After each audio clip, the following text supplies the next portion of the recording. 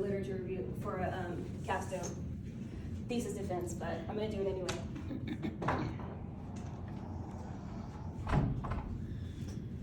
So, my first scholar that I was reading from was Adrian Rich, who is a lesbian poet and author.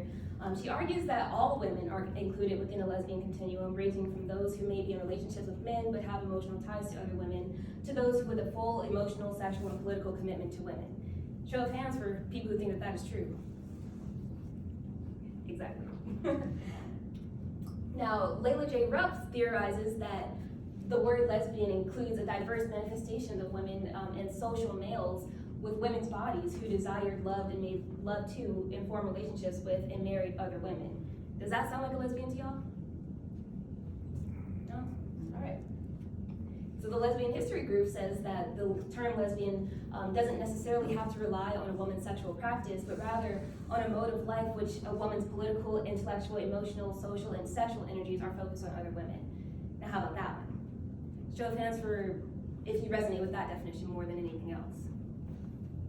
Personally, this is how I kind of tend to categorize and define lesbian as myself. So while I was going through my lit review and reading all these books, reading all these essays by theorists and scholars, I realized that there's so much on the defensive. That's how they're operating, because as I said before, the lesbian identity is something that is trivial, that is historically been erased and discredited. So most lesbian scholarship is on arguing the validity of the lesbian at all. They're not really talking about they're not really arguing in favor of lesbian inclusion or lesbian politics or lesbian identities as much as they're saying lesbians are real. Like that is where the bar is like so low that that's what most of the lesbian scholarship is on. So I realized that lesbian is an identity that's kind of comparable to an insult, because it has like so many associations with being man-hating, with being ugly or like unattractive, aka unfeminine, or aggressive in like their political ideology and advocacy. And I've seen most of the scholars in my lit review like really talked about this and tried to deconstruct this a lot, because this is a stereotype about lesbianism that is not necessarily shown in most self-identified lesbians' personal lives, and it's not something that shows up in my life either. So the radical lesbians who wrote the Woman Identified Woman Manifesto in 1970 said that any woman who was successful, independent, or not orienting her whole life around a man would be called a lesbian. Does that ring true for anybody? Has anybody heard someone else be called a lesbian as a derogatory word because they were independent, because she was successful, because she didn't live or be married to a man? Show of hands? Yeah.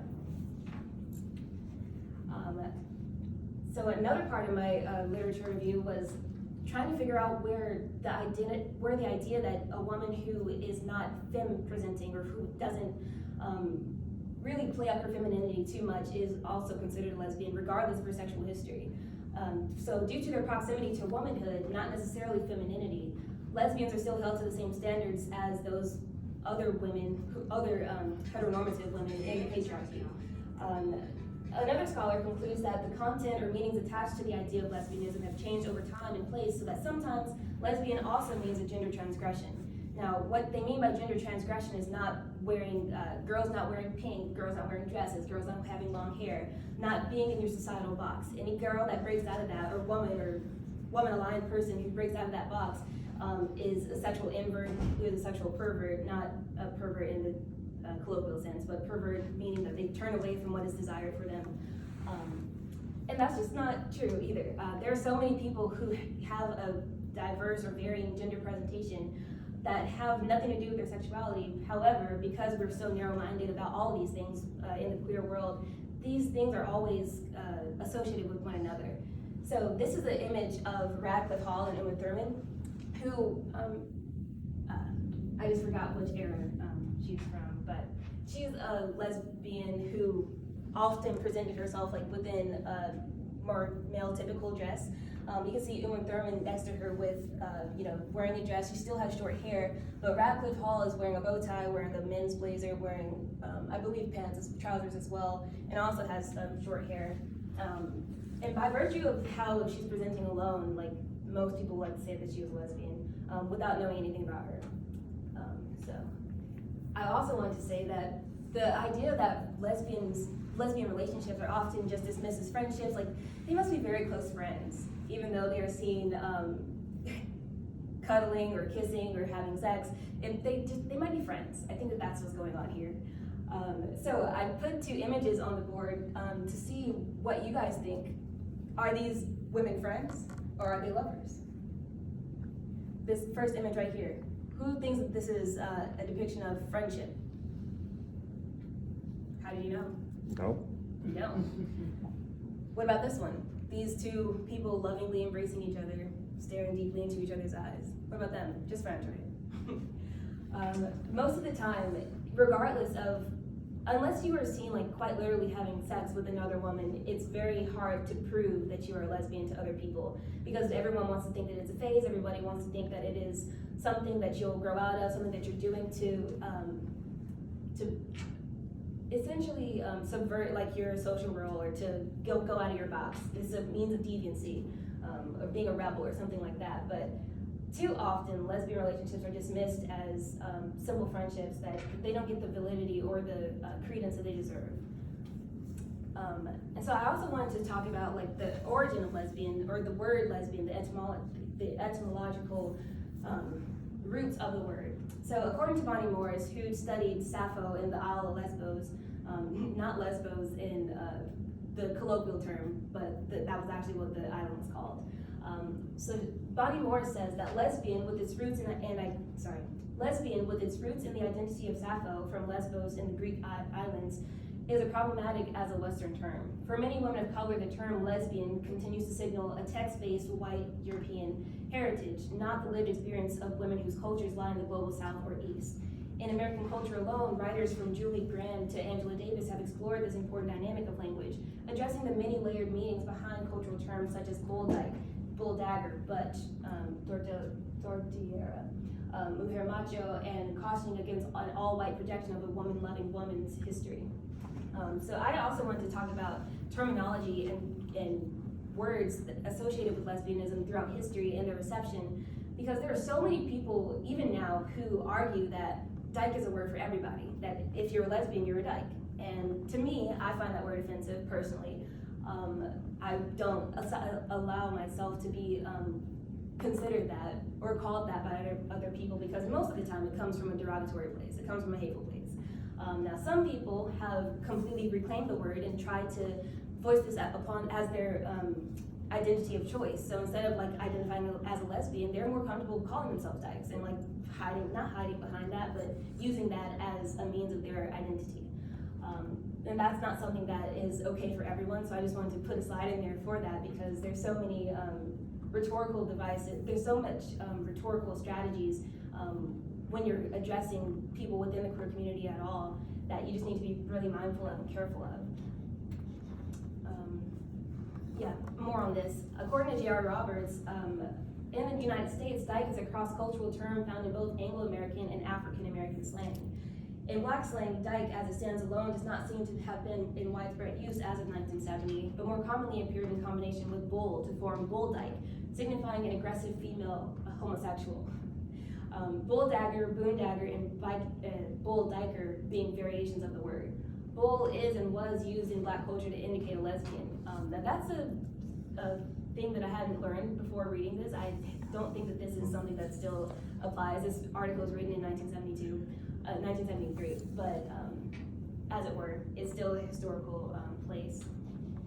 And when you think about a dyke or you think about a bull, I mean, you probably are thinking of these types of masculine presenting women who, don't necessarily conform to prescriptive ideas of femininity. However, dyke has been a word that's been reclaimed by all kinds of lesbians on a person-to-person basis, on an individual basis.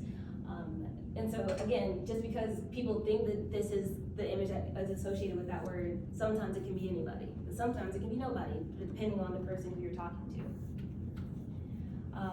So as I'm going through my quest to find out lesbian history, to figure out like what it is that I can study, what's identified as lesbian, who's included, what kind of history we have, I also decided to look up other places who might have been doing the same thing that I was doing. Because around August, September, I was constantly doing my research. I was reading a lot of books. I was doing a whole bunch of like compartmentalizing of like my lesbian history, because I still knew that I wanted to do a project instead of a paper. I mean, I'm graduated as an English major. I've written enough papers to save me a lifetime. So I didn't want to do a research paper, but that's kind of where I was leaning, because I was trying to figure out everything that I needed to do to write something new. As I said before, most of my research was already out there. It was ideas that have already been explored, theories that have already been debunked or expressed or whatever, and I didn't think that I had anything new to bring to the table. So what do I have to bring to the table? That's something that I was really stressing myself out about in capstone 1 while I was doing my literature review. And so I started to look into like these niche communities to see if there was something else that I could come up with that doesn't already exist. So I came across the subreddit Actual Lesbians. Now, it's called quite literally Actual Lesbians. However, in their About page, they say that this is a place for discussions for and by cis and trans lesbians, bisexual girls, chicks who like chicks, bi-curious folks, dykes, butches, femmes, girls who kiss girls, burls, boys, aces, LGBT allies, and anyone else interested. So this just turned my whole theory up on its head, because if a lesbian is all of these things apparently, then what is a lesbian? If a lesbian is defined as all of these things to these groups, and they have a whole following of, I cut the picture out, but you can't see, there's like 250,000 people that's part of this group who identify somewhere within that spectrum, and they're called lesbian. So I was thinking, well, if self-identified lesbian scholars are having difficulty coming up with the definition of lesbian, and people in the everyday society are just lumping everything that's queer and femme into the lesbian category, then what exactly is lesbianism? Well, I felt like as I did more research, I got further and further from my conclusion. So as I kept going, I found the Lesbian Herstory Archives, which is, the Lesbian Herstory Archives is in New York, and it's a physical location full of like lesbian artifacts, books, photos, pamphlets, political manifestos, whatever. And I looked at them and I was like, okay, this is good. This is what I can find. This is where I can find all my lesbian letters to study, because I was still married to that idea at the time. And so when I looked at them and I did some research on their About page, I learned that they also were kind of inclusive of everybody, and it wasn't exclusive to lesbian identity. One of the Lesbian Herstory Archive principles reads, "The archives welcomes all who come to visit, explore the collections, and do research. No fee for this charge is used. Gender identity, sexuality, race, ethnicity, class, religion, or disability will never be barriers for use of the archives collection." So, if the Lesbian Herstory Archives does not bar anyone from using it based on their sexuality, what are we doing here, people? I'm trying to figure out like what lesbians have that is a place of their own, that is not infiltrated by like other queer people or feminists or straight allies or anything like that, like a place for lesbians. And even a place like this that presents themselves as a lesbian archive isn't authentically a lesbian archive, because if sexuality isn't something that can keep you away from it, then how exclusive can it be? So this was November, and I was like, well, I graduated in May. I have no answers. I've read a lot of books, but I have no answers whatsoever about this whole thing. So I decided to create the space that I was lacking. I had desperately been searching for months, and honestly, I started this before I started my official capstone project. I've just been curious about this for ages, and even after months of dedicated research, I still came up short. I was like, yeah, something's gotta give, and I'm gonna be the person to give it. I'm going to create my own space for lesbians, for self-identified lesbian, with an exclusive purpose of lesbian visibility. So what counts as lesbian? I never honestly got my answer, to be honest. According to the Lesbian History Group, there can never be a fixed description of what it means to be lesbian, and that's honestly how I still feel. While I understand that a lesbian is generally defined as a woman with romantic, sexual, and emotional attraction toward women, I also understand the nearsighted nature of this definition. I mean, in the age of queerness, where non-binary identities are like more frequently come across, and trans identities are more accepted into mainstream society, I'm not really concerned with like how you identify or like what's in your pants. Some people really are, but for me that has nothing to do with it. For the nearsighted definition, the nearsighted nature of that definition, I wasn't concerned with that. Instead, I wanted to make sure that anyone who was self-identified as lesbian got their credence and got their right to be heard in a space that was made for them. So for the purposes of the vast and said, the definition of lesbian is expansive and inclusive of all who is to self-identify as lesbian, regardless of your gender identity. I don't perceive lesbian as an umbrella term, however, which is how Lesbian History Archives and the actual lesbian subreddit was using it. To me, it's not an umbrella term. A lesbian is a specific identity with a set of rules or regulations. The vast and set was created as a place. The vast and set was created to place emphasis on specific lesbian visibility, not to cast a broad net over women who like women. So with all that, I wanted to explain how I got to where I am first before I told you about my project and like what I finished. I don't feel like talking about that. We're gonna skip it. When I decided to create a website, I was so terrified. I was like, oh my God, I have to learn code. I have to get a web designer. I have to buy a website. This is my own money that I'm like putting into this. So I was like, okay, well, maybe all that will be fine if I can get enough people to submit to me. So I decided to do a nationwide call for submissions for my site. Before I even had the actual site to go to log on to view anything, I wanted to get a whole bunch of submissions before that, so that I could know that I was doing something that was worthwhile. So I was soliciting materials such as photos, videos, letters, stories, songs, cards, journal entries, art pieces, poetry, mementos, comics, screenshots, whatever. I just wanted any kind of material that you wanted to share if you are a self-identified lesbian, and I wanted you to send it to me. So with that said, I was able to get over 45 responses since I started calling for submissions in early March. That doesn't sound like a lot, but for somebody who starts from nothing, from zero, from something who doesn't even exist yet, that's pretty good in my opinion. And I also, like, when I was doing my call for submissions, I made a Google form, and I asked people to upload their own materials to the Google form, and it was a two-part thing where the first part was, your submission, and the second part was a lesbian experience survey. There, I asked questions such as, do you identify as a lesbian? First of all, I hope so if you're submitting to me. Everybody said yes so far. Honestly, when I did this, it was 45 now, but it was 26 at the time. The second question was, have you always identified as a lesbian? Since this is something that is so, dismissed, and most of the results say that no, I identified as bisexual.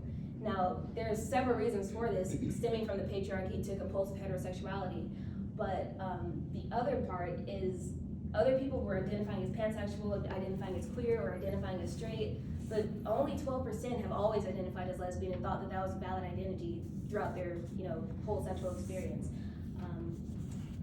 Then I asked them, do you consider lesbian to be an umbrella term for women who like women? And an overwhelming majority said no, but some said sometimes, and some of it got cut off, so I don't want to read it, but next, as a lesbian, have you ever felt excluded or less important in specifically queer spaces? Most people said yes. Have you ever felt excluded or less important in specifically feminist spaces? Again, it's kind of less, but most people said yes, and some people said sometimes, so I'm just lumping that into the yes category. The other question was a free response question. These were polls, and simple polls, and you could, as you can see, you could create your own answer, but most of them were just simple polls. And this one was a free response, so I said, as a lesbian, how does being labeled as queer make you feel? Someone said, I personally don't mind it because it has a long history of being reclaimed by LGBT elders, and I like feeling that connection to the community. But I do want people to know I specifically am a lesbian and only center non-men in my romantic life. I also know this word makes lots of other folks uncomfortable, understandably, so I only use queer in situations where I'm 100% sure it's with the right audience and never to clearly define my orientation. It feels better for me as a late bloomer who identified as bi for a while. Lesbian can feel exclusive sometimes, and queer feels more accepting. Which, honestly, I understand that, and that's probably why Lesbian History Archives and that other subreddit is the way that it is. But that's also why the vast and said is what it is for me. As a lesbian, how is being labeled? Oh, it's the same question, whatever. So I wanted to show you guys some of my highlighted submissions before I navigate the website, and I'm almost finished. I just want to run through the website for you guys.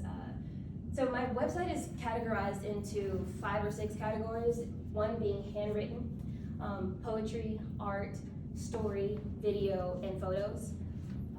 So here's my art submission. This one's from, the first one, the blue one, is from one of my trans lesbian friends named Sammy, and the second one's from one of my students. And they have more slides and everything. Like, they're both comics, so there's about like 3 to 10 slides for each of those images, but I only posted the first one. I have created some images to go along with the poetry submissions that I've gotten, because honestly they're just text, so I've had to make it enticing to look at. I have some photo submissions from some of the people who went to the Vast and Said open mic.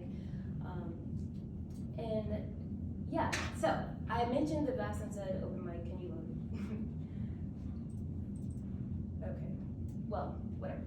I mentioned the Vast and Said open mic, and I realized that I neglected to mention that before, but while I was soliciting my materials in all those submissions, I was trying to find people who would help me spread the word, people who had more followers than I did, people who had active followers, because I have a lot of followers, but whatever. So I was reaching out to all kinds of queer organizations, ranging from Song Atlanta to Georgia Voice to Southern Fried Queer Pride, and I also reached out to Lesbian History Archives, who declined.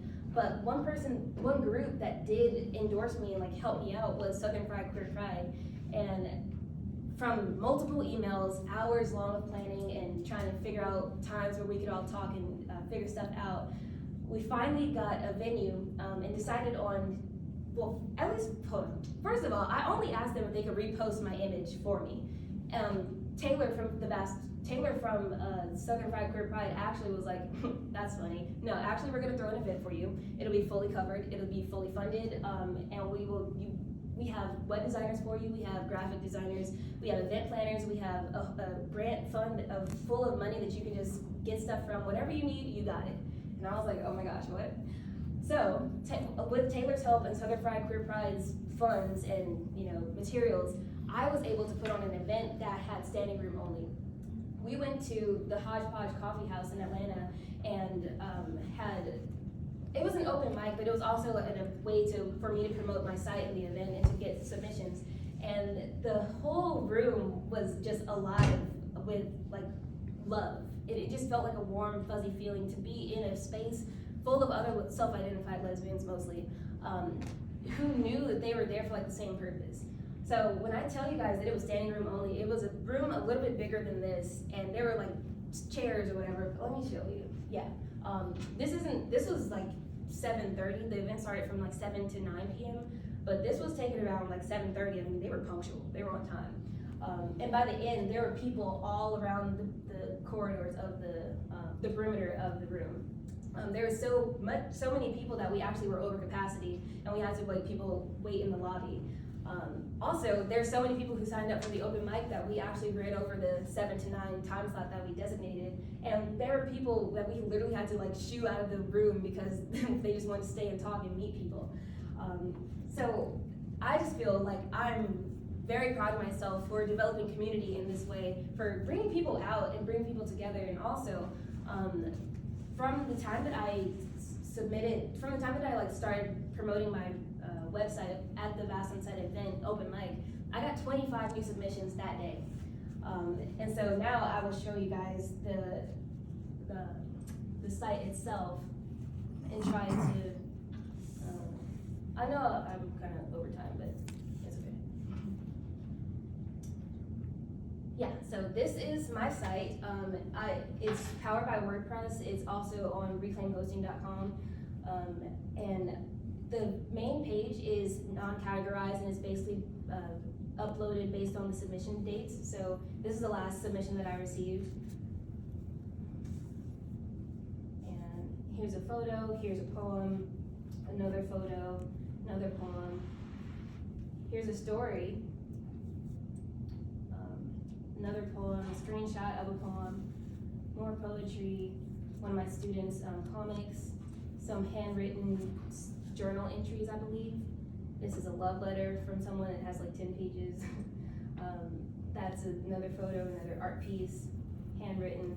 That's a spoken word video. Someone, that's actually me. It was me who uploaded it. Some more entries from the journals, another story, art pieces. Like it's honestly just a myriad of different submissions, and I'm deeply obsessed with all of them. So on the website, you can also navigate a frequently asked questions page. I have my categories page with my recent submissions, but also if you want to just look at, handwritten, for example, they're all categorized in the same ways. And if they have like multiple things, they also have every single submission, but also a transcript of that submission if you can't read the handwriting. So I thought that this was like really nice. And any of these images on the home screen, you can also click on them. Like for this one, for example, I only post the first image of everything, but most of them have multiple images. The one thing that I don't really ban anybody from like submitting anything too often, but the one thing that I did want to separate my website from others is that I really don't want any posts of nudity, because lesbians are often over-sexualized in like almost every aspect, but especially like within the queer community and without in mainstream society. Most people hear lesbian and they think of kinky lesbian sex, and it's really annoying because most actual authentic lesbian relationships are pretty platonic, not platonic, but like they're pretty romantic. They're very dedicated and intentional, and they're not just for your fantasies or anything like that. So for my submissions, I also have my submission guidelines, which is also a drop-down menu where I ask people to list their content warnings, or if they want to request their piece to be removed, they can also do that. But yes, so my capstone started off as a paper, and then it slowly went into a whole bunch of other stuff, and it finally ended up with a vast sunset. And so I've made this website, and I'm very proud of all my work, and that's all I have for you. Thank you very much.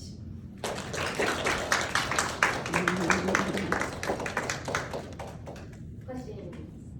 Would it make sense to navigate back to the team, so if there are questions online, we can see them?